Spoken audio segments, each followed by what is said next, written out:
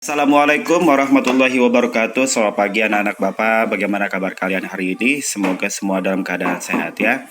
Kembali pagi hari ini kita belajar secara daring untuk pelajaran tema 4, subtema 3 pada pembelajaran 1 hari ini. Silakan yang punya buku paket kalian buka tema 4, subtema 3 untuk pembelajaran 1. Ya, dengan judul globalisasi dan juga cinta tanah air. Langsung saja kita buka pelajaran hari ini dengan bersama-sama membaca basmalah. Bismillahirrahmanirrahim.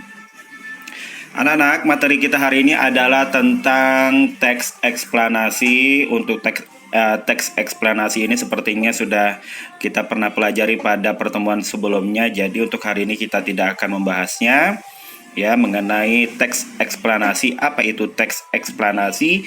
Apa saja struktur dari teks eksplanasi? Ya, tentu sudah kita pelajari bersama-sama. Selanjutnya, materi berikutnya adalah kerjasama di lingkup ASEAN. ASEAN ini adalah salah satu organisasi yang berada di kawasan Asia Tenggara. Nanti kita akan bahas. Kemudian juga ada materi tentang mengenai sumber alternatif dari energi listrik. Baik, anak-anakku semuanya, kita ke materi yang kedua ya. Hari ini yang akan kita bahas adalah di halaman 114 mengenai teks dengan judul kerjasama dalam bidang ilmu pengetahuan dan teknologi di ASEAN. Nah, anak-anakku semuanya, ASEAN ini pertama kali didirikan pada tanggal 8 Agustus 1967 di Bangkok, Thailand. Adapun 5 negara pendiri ASEAN diantaranya adalah Indonesia yang diwakilkan oleh Menteri Luar Negeri saat itu adalah Adam Malik. Kemudian yang kedua adalah Malaysia. Selanjutnya adalah Thailand. Berikutnya Filipina, dan yang terakhir adalah Singapura ya. Ini minta tolong kalian hafalkan masing-masing 5 negara ini dan masing-masing 5 menteri luar negeri yang diwakilkan negara masing-masing untuk menandatangani deklarasi Bangkok pertama pendiri ASEAN di Bangkok, Thailand ya, pada tanggal 8 Agustus 1967. Nah, kemudian bentuk kerjasama negara ASEAN dalam bidang ilmu pengetahuan dan teknologi bermacam-macam. Anak-anakku semuanya diantaranya adalah biotrop ya. Ini dalam pusat penelitian atau biologi di Bogor. Bogor itu berarti di Indonesia, anak-anakku semua. Kemudian ada Reksam. Ini bentuk kerjasama dalam penelitian pendidikan ilmu pengetahuan dan matematika di Penang, Malaysia. Selanjutnya adalah RELC. Ini pusat pendidikan bahasa Inggris di Singapura. Dan yang terakhir adalah SERCA. Ini adalah lembaga penelitian dan pengkajian pertanian di Los Banos. Nah, itu bentuk kerjasama, beberapa bentuk kerjasama di bidang ilmu pengetahuan dan teknologi dari organisasi ASEAN. Nah, anak-anakku semuanya, ada soal dari nomor 1 sampai nomor 5. Yang pertama adalah kapan organisasi ASEAN didirikan? Kalau bertanya kapan, ya itu berarti menanyakan waktu, bisa tanggal, bulan, dan tahun, ya. Kemudian di mana ASEAN didirikan? Bertanya di mana berarti ini suatu tempat yang ditanyakan, atau suatu wilayah, di manakah, ya, atau di mana ASEAN itu didirikan. Itu harus dipahami. Kemudian sebutkan 5 penggagas pendiri ASEAN. Nah, tadi sudah kita bahas. Kemudian apa yang menandai berdirinya ASEAN? Apa yang menjadi alasan kenapa ASEAN itu harus didirikan? Ya, itu sudah ada. Kemudian yang kelima adalah sebutkan bentuk kerjasama ASEAN dalam bidang IPTEK. IPTEK itu adalah ilmu pengetahuan dan teknologi. Silakan kalian tulis pertanyaan ini dan dijawab di buku tulis kalian. Kalau sudah, nanti silakan dikumpulkan lewat WhatsApp seperti biasa ya. Kemudian kita akan membahas tentang materi berikutnya, yaitu sumber alternatif energi listrik. Nah, listrik ini anak-anakku semuanya merupakan salah satu kebutuhan pokok global. Global itu menyeluruh, jadi semua orang itu memerlukan listrik. Ya, apa-apa sekarang itu bukan hanya kita sebagai manusia memerlukan listrik, tetapi juga dengan semakin canggihnya perkembangan teknologi, ya, itu juga memerlukan adanya listrik, pabrik-pabrik memerlukan listrik, kemudian juga alat-alat elektronik memerlukan listrik.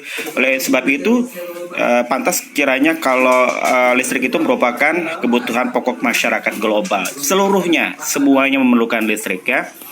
Kemudian, kita ketahui bahwa pasokan listrik itu sangat terbatas ya. Oleh karena itu perlu upaya untuk menghemat listrik dan menyediakan atau membuat sumber alternatif yang dapat memenuhi kebutuhan akan adanya listrik ya. Jadi salah satu hal yang bisa kita lakukan adalah dengan cara menghemat listrik ya.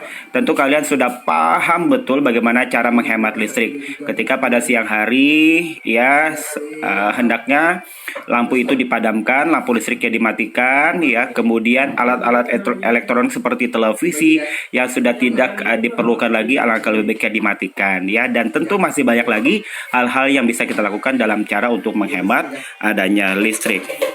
Ada alternatif lain juga, salah satunya adalah dengan cara membuat sumber alternatif yang dapat memenuhi kebutuhan akan adanya listrik. Nah, pengembangan sumber alternatif energi listrik dapat dilakukan dengan berbagai cara. Salah satunya adalah pembangkit listrik tenaga surya. Nah, itu pembangkit listrik tenaga surya. Apa itu pembangkit listrik tenaga surya? Pembangkit listrik tenaga surya adalah pembangkit listrik yang mengubah energi surya menjadi energi listrik. Nah, pembangkit listrik bisa dilakukan dengan dua cara, yaitu secara langsung menggunakan fotovoltaik dan secara tidak langsung dengan pemusatan energi surya. Nah, fotovoltaik ini mengubah secara langsung energi cahaya menjadi listrik menggunakan efek fotoelektrik. Nah, pemusatan energi surya menggunakan sistem lensa atau cermin dikombinasikan dengan sistem pelacak untuk memfokuskan energi matahari ke satu titik untuk menggerakkan mesin kalor. Ya, mungkin kalian bisa lihat gambarnya seperti itu ya.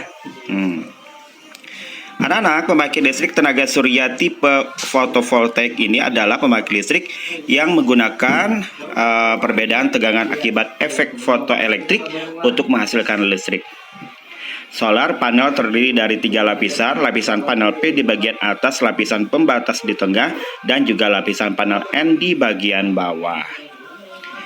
Efek fotoelektrik adalah di mana sinar matahari menyebabkan elektron di lapisan panel P terlepas, sehingga hal ini menyebabkan proton mengalir ke lapisan panel N di bagian bawah dan juga perpindahan arus proton. Ini adalah arus dari listrik ya. Nah, nanti kita coba carikan sebuah video tentang salah satu alternatif energi listrik, yaitu dengan pemanfaatan tenaga surya ya. Nanti akan Bapak berikan videonya supaya nanti lebih bisa dipahami bagaimana cara kerja dari pembangkit listrik tenaga surya ya. Baik anak-anak, tugas kalian untuk hari ini adalah silakan tadi sudah Bapak jelaskan di halaman 115 ada soal dari 1 sampai nomor 5. Silakan kerjakan soalnya, tulis soalnya. Kalau sudah selesai kumpulkan ke WhatsApp pribadi Bapak ya. Terima kasih, selamat belajar. Semoga selalu sehat dan semoga tetap semangat untuk belajar di rumah. Wassalamualaikum warahmatullahi wabarakatuh.